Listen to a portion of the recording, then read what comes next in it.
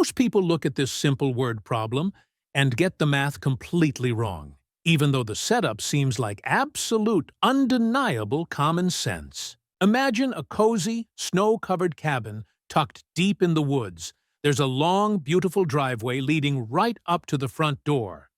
But there's a massive problem. It is completely buried under a heavy, freezing blanket of snow, and it desperately needs to be cleared out. Enters Mike. He grabs his trusted shovel, bundles up in his winter gear, and gets ready to tackle the brutal job completely on his own. Now, Mike's a fast worker. When he's working solo, it takes him exactly 24 minutes to shovel the entire driveway from top to bottom. But Mike isn't the only one on duty today. John is also ready to step outside and help clear the path. However, if John were to do this exact same job completely by himself, he moves at a slightly different pace. Working entirely alone, it takes John 40 minutes to clear that exact same amount of snow. So here is the real question.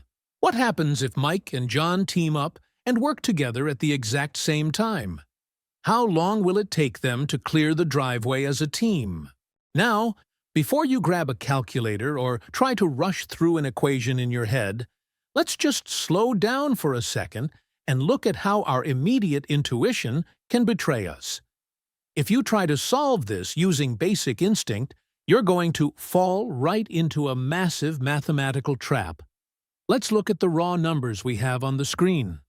Mike takes 24 minutes.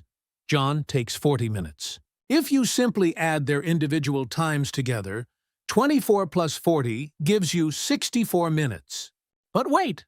Stop right there and think about it. 64 minutes? That makes absolutely no sense.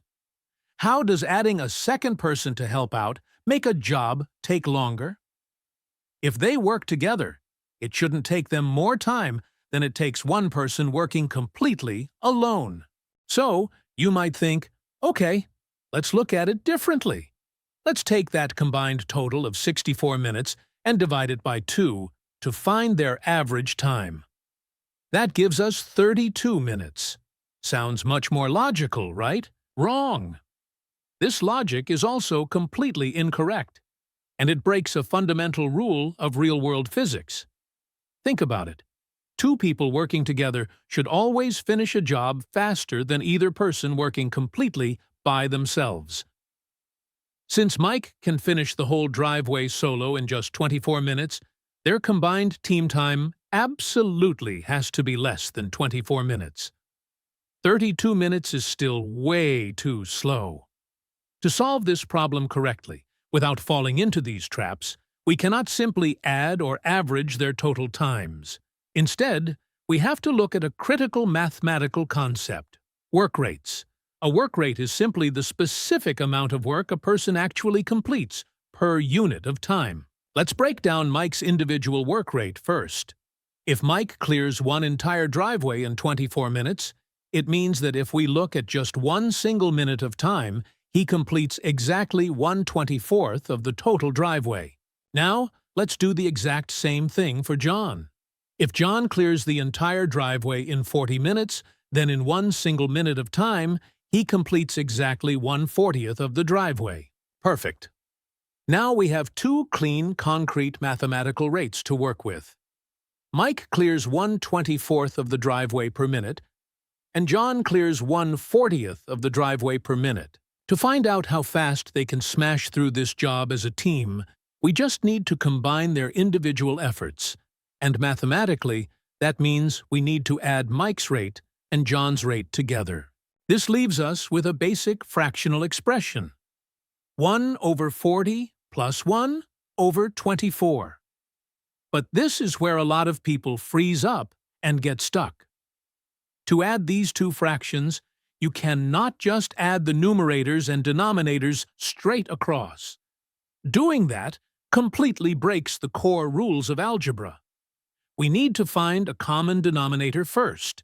To see exactly how this works, let's step away from the snow for just a quick second and look at a completely separate, simpler example: adding 1/35 and 1/10. Again, you can't just add across to get 2 over 45. That is completely wrong. To find the least common denominator for 35 and 10, we need to list out their multiples until we find a perfect match.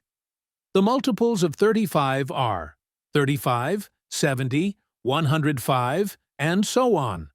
The multiples of 10 are 10, 20, 30, 40, 50, 60, 70, and so on.